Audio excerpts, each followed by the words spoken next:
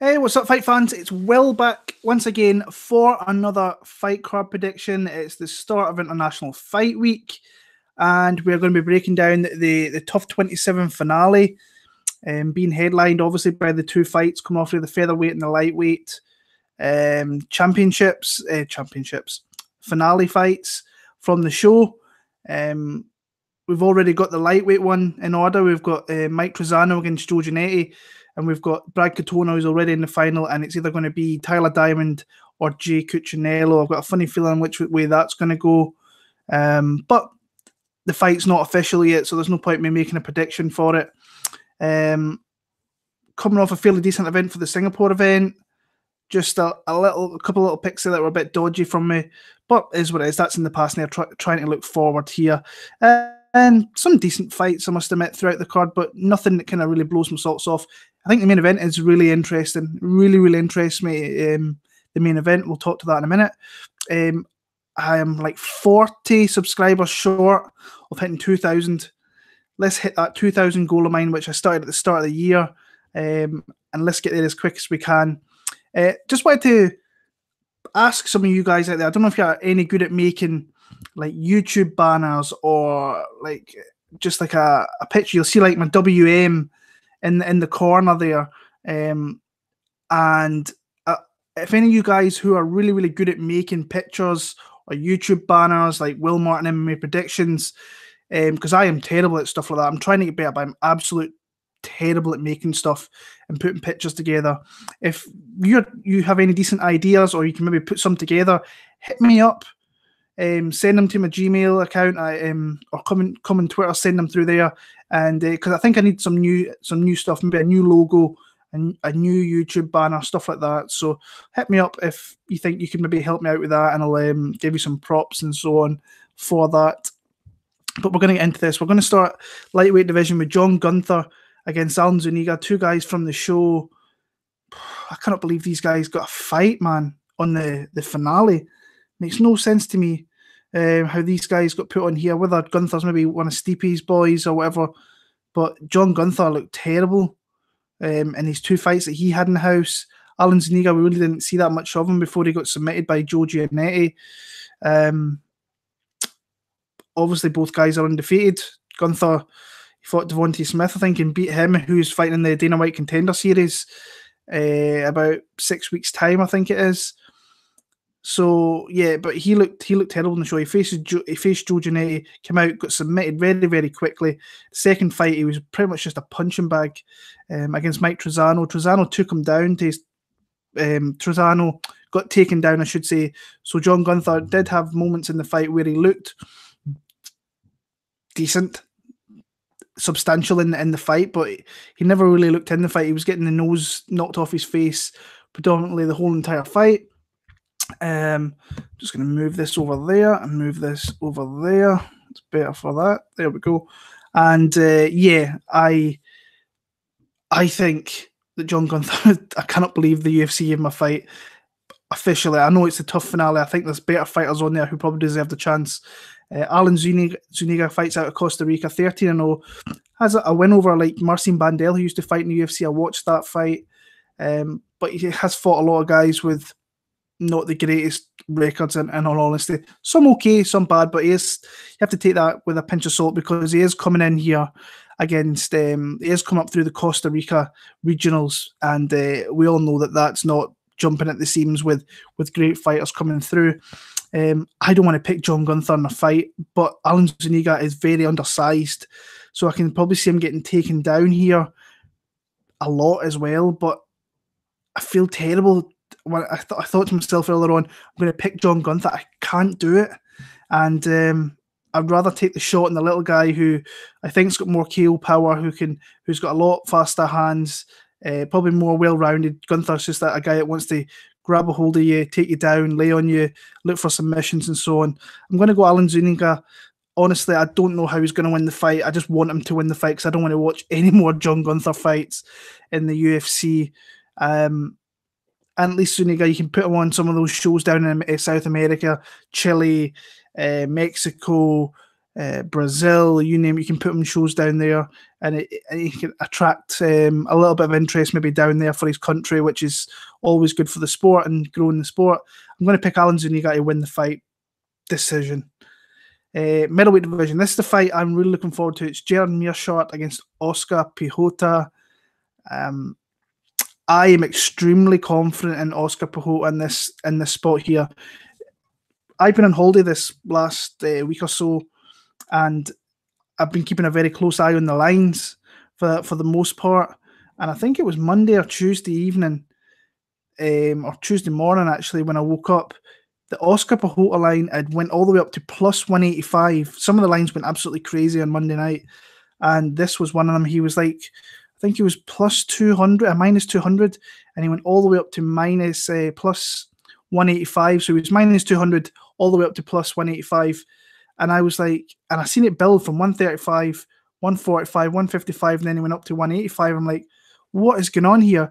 So I was like praying that the lines would be released over here in the UK. The time it got over here, the lines had flipped again. He was minus 150, then he went up to minus 175. He's in minus 180 now. So I've got him in a parlay actually with a guy coming up fairly soon on here. But I just think Oskar Piechota is one of those guys, a very, very quiet guy. I think he's very well-rounded. I think he's got a very good striking game. I think he's got an underrated jiu-jitsu game. And I've seen people very, very confident in Gerald Meerschart here. And I'm just like, I think wherever this fight goes, now I know that he's got a lot of experience, but I just think wherever this fight goes, he is going to have a definitive advantage, in my opinion. A little bit of a slow starter.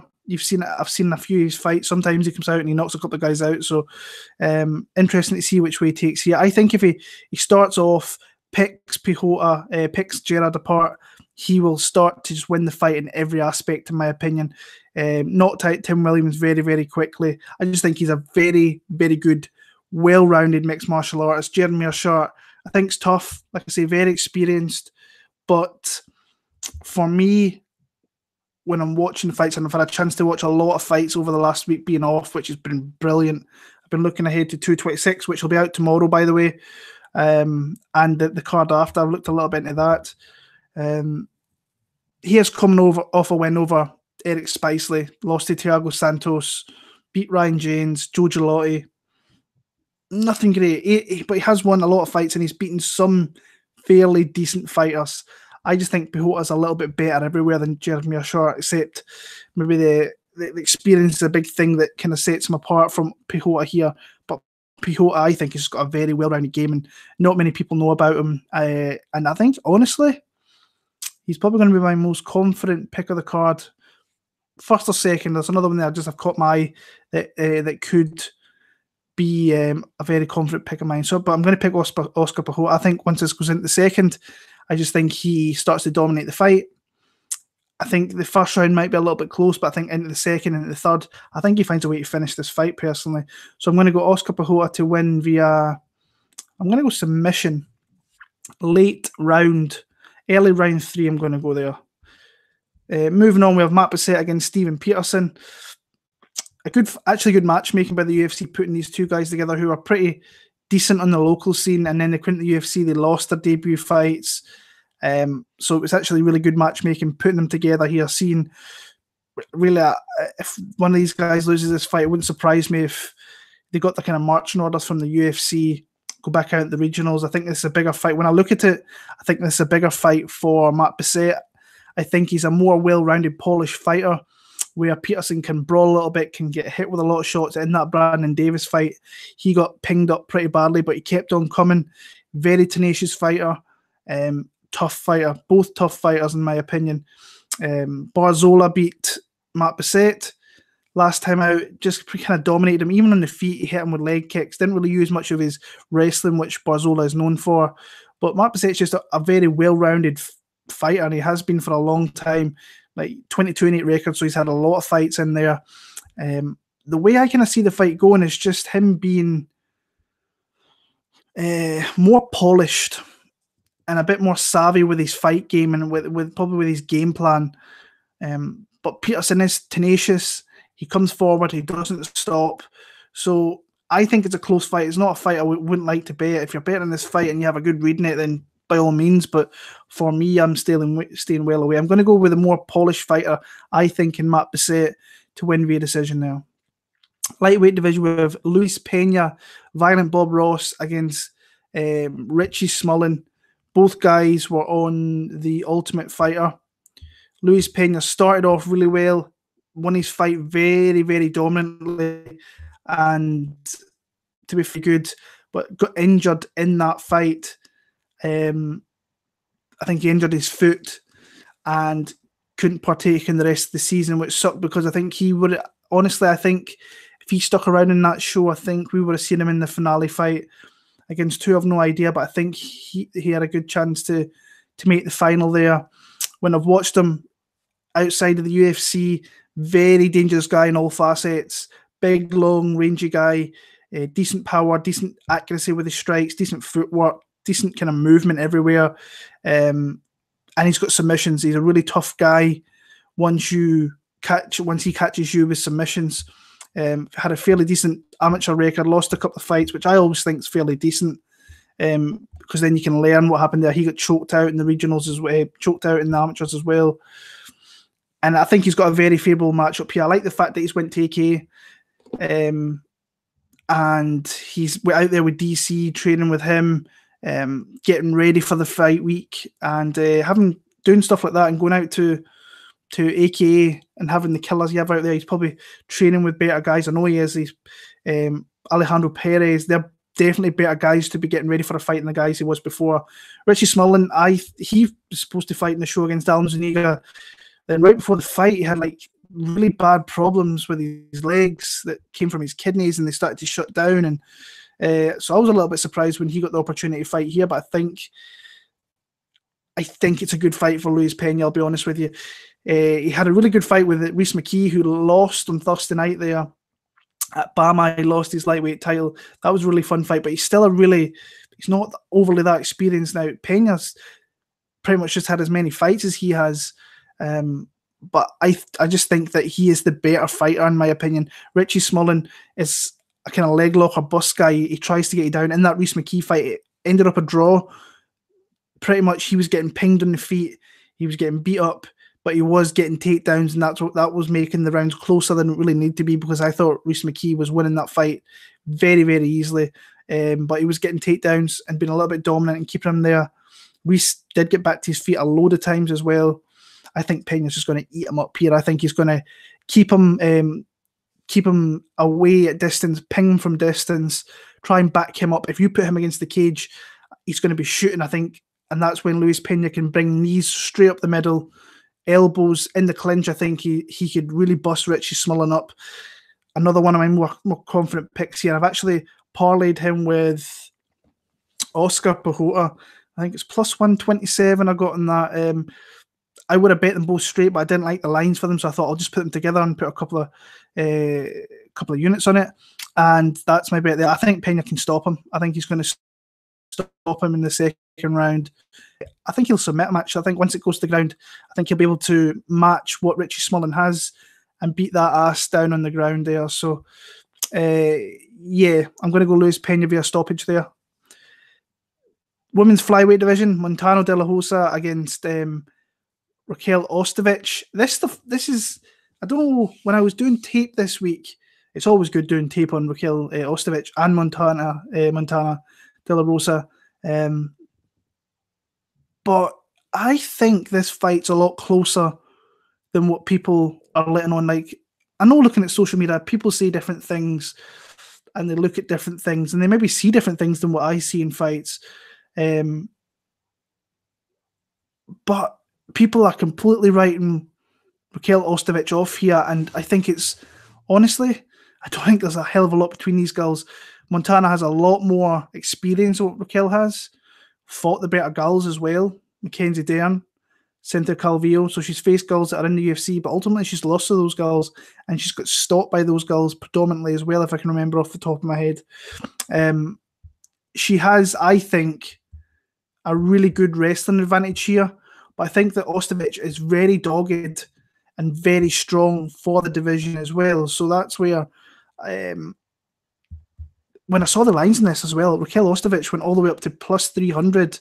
And I was like, whoa, that was that night. That's the same night the Piechota line was flipping all over the place. Luis Pena got to plus 105.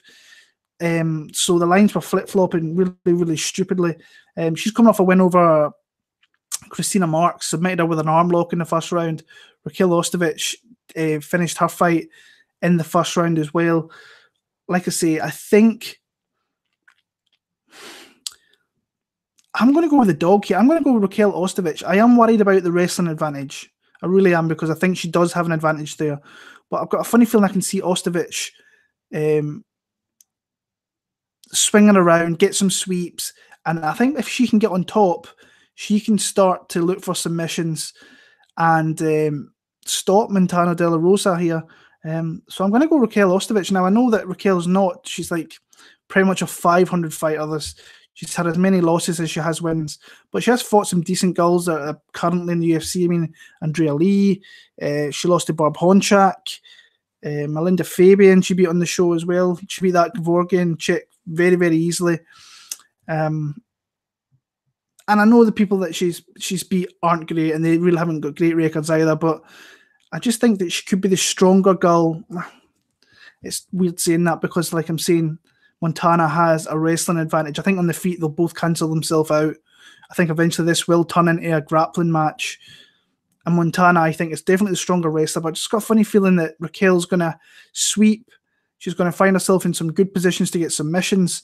I can see both these girls actually probably submitting one another. Montana's very long for the division, like, not long, but she's got long limbs where she could catch on a submission. I can see either one of these girls actually getting finished here. But I'm going to go Rachael Ostovich via submission, probably late in the fight. I think she starts to turn it around in the middle of the fight, and she could be down, but I can see her finding a submission there. So I'm going to go with a dog playing Rachael Ostovich and off in Montana De La Rosa. But I'm going to pick Ostovich in this one here.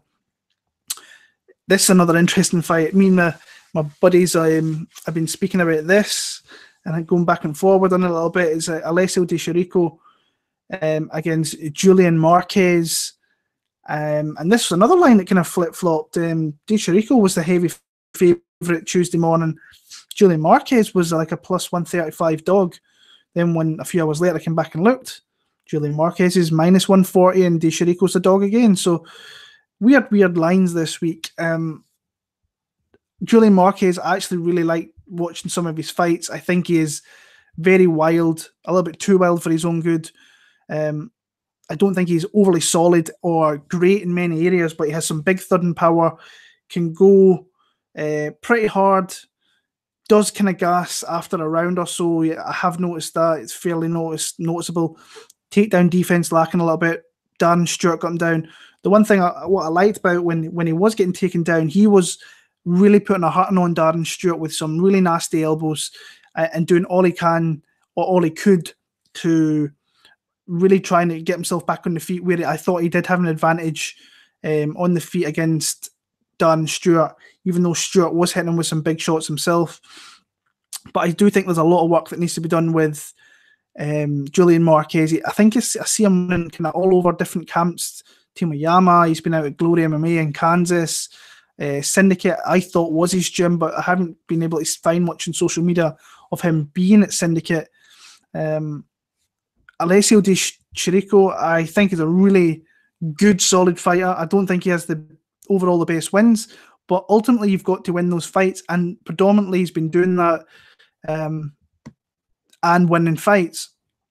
Coming off that win over Oluwale Bamboze, which Bamboze was terrible, did not want to engage, was just moving around, barely threw anything, and then when he did actually start to do something in the second round, he got caught with a massive knee. He got hit with one knee, and then he came forward again and face planted and ate the mat very, very viciously. Nice win from De Chirico there. Got a performance of the night bonus as well. Before that, he lost to Eric Spicely. Spicely, on occasion, he can look very, very good in the ground, and he did in that fight. Caught him with a lovely choke and put him to sleep. Gareth McClellan, don't think that's a great win. But I do think there was some mitigating some circumstances with that one. I think there was the whole thing with Italy going on at that time. It was a natural disaster, if I remember right. And he lost to Bojan. So he's pretty much a 1-2, lost 2 in the UFC. I think last week or earlier on this week when I was looking at it, I thought Julian Marquez has the tools, I think, to hurt Chirico. But I think the more well-rounded fighter is actually Alessio Chirico. I think he can fight, like I say, to a game plan. I think he can fight patient, where I think that Julian Marquez comes in, rushes, looks to throw, looks to engage, where I think if Alessio fights long, mixes it up a little bit, I think he can challenge with the striking, but ultimately I think he should try and get takedowns because I think he can get them on Marquez. Like I say, I was pretty high on Marquez when I was watching back, and then I had a little chat with some of the boys who I speak to a lot about fights, and they say go back and watch, or I went back and watched just because there were some guys were on Marquez's side, someone on Chirico's side. I went back and I realised that maybe I was a little bit too invoked with the power that he's got. We've seen it in the Dana White show as well. He can put guys down with one shot, even though Phil Hawes was blown out of his arse at that point.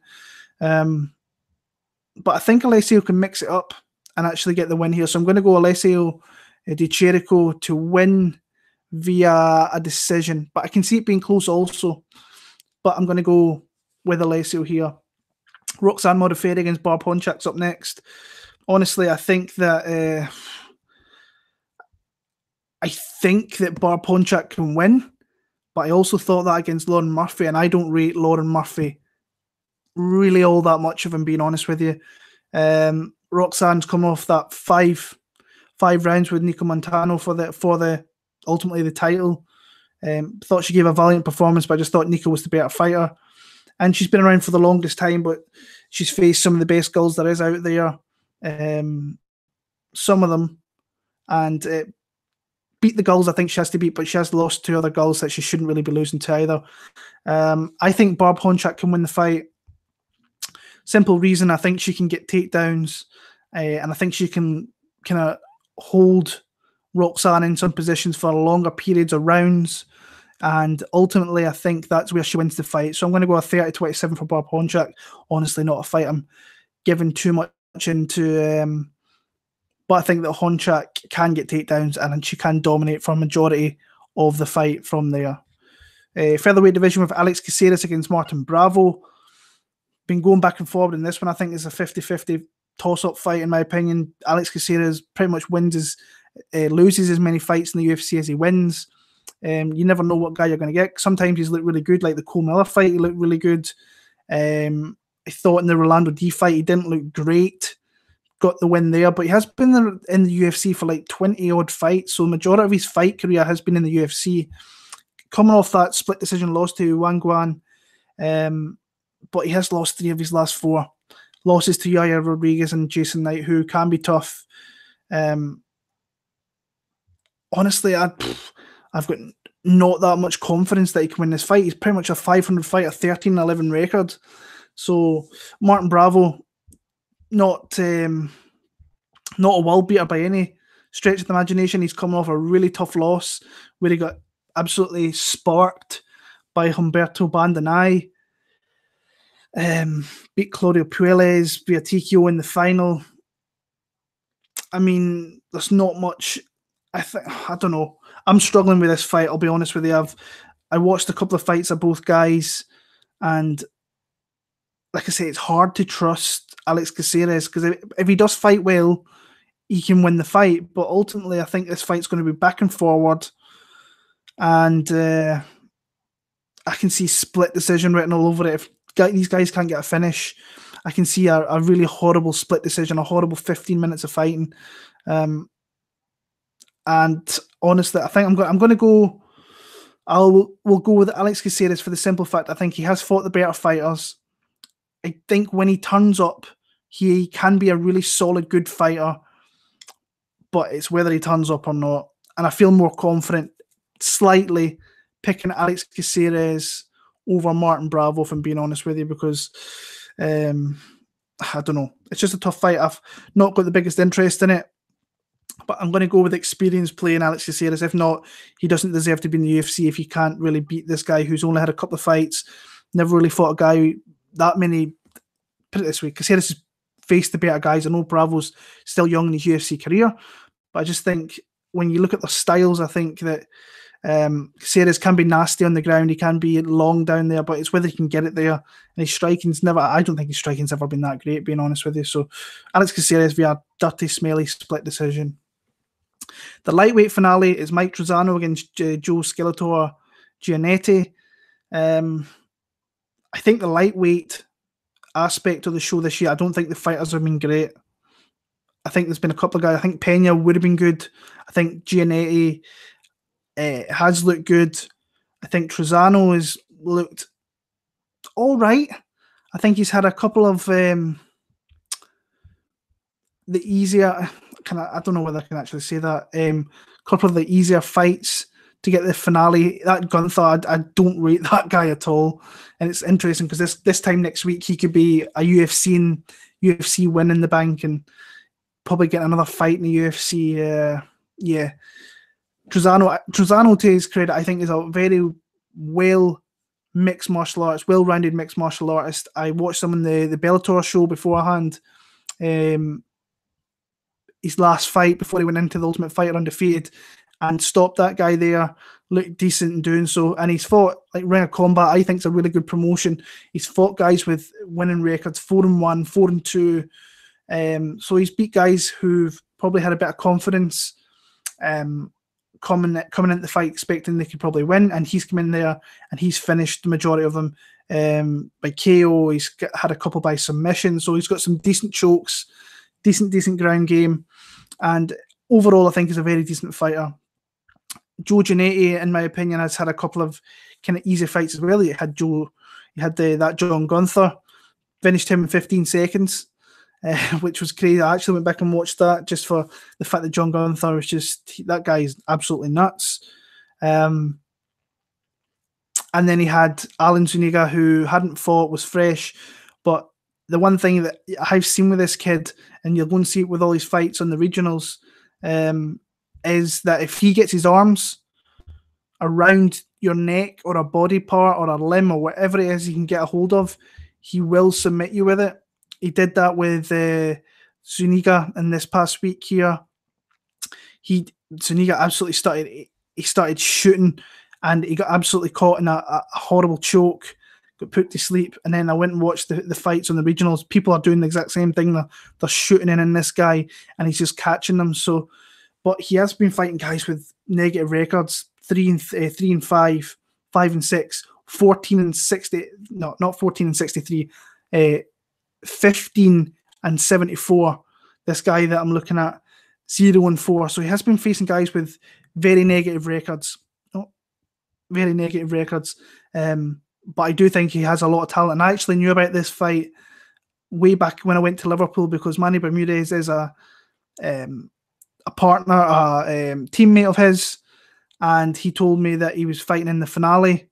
And I say he's in the finale, and he had a guy there who's I think he's the owner of Cage Titans, where majority of the fights have been there, and he was like, he just winked at me, and I never asked anything more. I knew he was in the finale.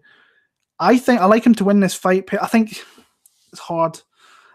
I think that Giannetti can possibly catch him with something late on the fight. I see it being close though. Not overly confident, but I'm going to pick Joe Giannetti to win via submission.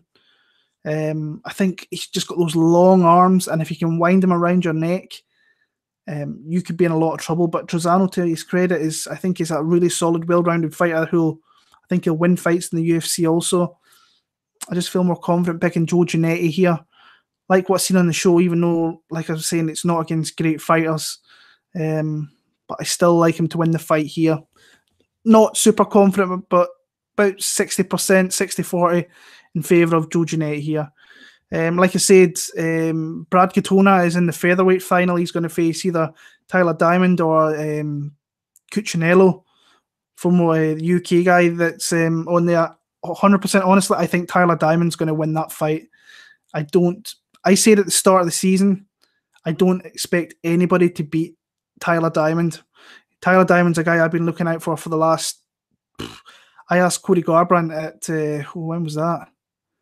UFC 189 about guys coming up through the camps, and he told me Tyler Diamond is a guy you need to watch out for. So, and I've been watching out. That's a few years ago now, 3 years ago. So, yeah, I fully expect him to be there. I'll probably leave a prediction down in the drop-down box when that fight gets made official later on in the week, if it gets made official. Fair play to Brad Tavares. I think he's fought really tough guys and won as well. And I fully expect Bryce Mitchell and what's his name, that Cuccinello guy, if he loses, or Tyler Diamond to be on this card here as well. But like I say, I can't really make a breakdown for that because the fight's not official. But on to the main event of the night, we have Brad Tavares facing off against the very hyped and very, very entertaining, actually, Israel Adesanya, who's getting another clear step-up an opponent here, coming from Rob Wilkinson, who's really not that good, to Marvin Vettori, who's tough, a hard guy to face, hard-nosed, hard to put away. And now he's getting a guy who is a ranked middleweight. I think he's a top 10 guy off the top of my head. And I think he's been a solid fighter in the UFC for many, many years and looks as good now as he ever has done. And you can see his game continually making strides. And I just think he looks a really solid fighter. We'll start off with the style bender, Israel Adesanya, a guy who has fought his kickboxing days out there, looked good, a lot of flashy stuff, a lot of great knockouts, and decided to make his way over to the MMA. I think he was like 10-0 out there in the regionals, and then got his opportunity against Rob Wilkinson.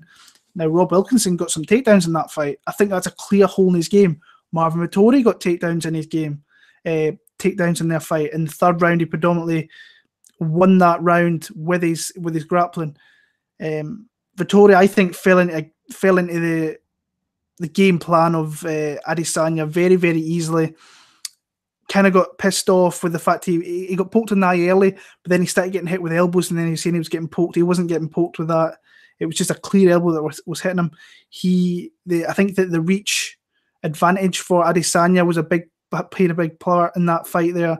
And Tavares and Vettori are very, very kind of similar size fighters with similar reach as well. So that's something that Brad's going to have to overcome in this fight. But Marvin Vettori, I think, didn't fight. I think he got into the head of Marvin Vettori very, very early. Couldn't deal with the feints of what Adesanya was throwing. He was throwing a lot of the kind of hand movements and just really pissing him off with that. And then when he was swinging, he was just not even getting close. Occasionally, he would hit him with some good strikes. Adesanya would take them fairly decently and kind of move on. But I thought that fight was close, kind of into the late part of that fight. So maybe the cardios are going to be a little bit of an issue here. I expect Adesanya to actually come out really hard in the first 2 rounds, because over 5 rounds, I think that Tavares can go. I know he hasn't went 5 rounds, but I expect him. I think he can go 5 rounds pretty decently, if I'm being honest with you. The one thing that kind of crept up a few weeks ago that Brad Tavares supposedly had a foot injury. He broke his foot. Dana White came out and said that. They had Thiago Santos lined up to face Adesanya here as a replacement, but nothing ever came of that. And Brad Tavares has come out and said that he's fine. It's just an old lingering injury, which he's had for a long time. Going back to Brad Tavares here, a guy who, like I said, I think is making steady progress with his game and looks as good as he ever has. And he's beaten some fighters who I think are decent, but not really dangerous. I think Adesanya is dangerous. Jotko, I don't think is dangerous. Finished him in the 3rd round. Talix Leites nowadays is not dangerous anymore. Elias Diodoro is the definition of not dangerous at all. The guy's a fairy on his feet and just jumps around, and that guy just pisses me off having to watch him fight. Magalhães won that fight. He can be dangerous. He can hit with big strikes. And his last loss was Robert Whittaker, where he got absolutely bombarded in the 1st round there. And got taken out. So he has made strides since that fight, but he has been facing, I don't think, overly dangerous guys, where I think Adesanya is dangerous with his strikes. The one thing when I went back and watched all the way back from Brad Tavares' early fights in the UFC, this guy can grapple. He needs to grapple in this one here. He can't follow on the game plan of Israel Adesanya. If he does that, he loses rounds and he gets caught up in all the show that what Adesanya can show sometimes. But if you go back to the Tom Watson fight, if you go back to what's the other fight that really was it Fukuda, I think it was. I could be wrong. He took them down like 4 times, 3 times, dominated them kind of on the ground. I think he has to mix it up here. I think he's got the striking to stay on par for a little bit with Adesanya. He has to be careful with the kicks because I think Adesanya is going to start targeting low kicks and oblique kicks. But I think that Tavares has to pressure. He can't stay still. He can't stay in that dead space where Adesanya comes in and hits him with strikes. If he does that, he's going to fall into the game, Adesanya, and he could start to get picked apart. I think he has to pressure. I think if he can get to that, I keep saying this to everybody, if he can get the black mark around the octagon and shoot in, I think he can control him against the fence. I think he can get takedowns from there. I think if he can get the arms around the body, he doesn't get it there, drop down, get a single leg, I think he will get this guy down. But I can see it being a little bit of a struggle to start off with for Brad Tavares. But ultimately, I see him coming into the fight, coming into the second round, third round, fourth round. And I think the experience of this guy and facing it's just a big step up, I think, for Adesanya at this point in his career. I'm seeing a lot of people confident in him. The betting lines is Brad Tavares is a big underdog. I bet Brad Tavares personally. I think the line is off. And for me, that was just enough to have a shot on him there. I think I got him at plus 162, I believe it was. So I think that's his best odds as I've seen over here in the UK. Don't know if it gets as high as that. I'm going to pick Brad Tavares. I think eventually he starts to come into the fight and he just starts to dominate. And as long as he doesn't get picked apart in the feet, I think he wins rounds. But I do see it being it could be a tough fight for him as well. But I just like what I see from Brad Tavares, and like I say, it is a step up for Israel Adesanya.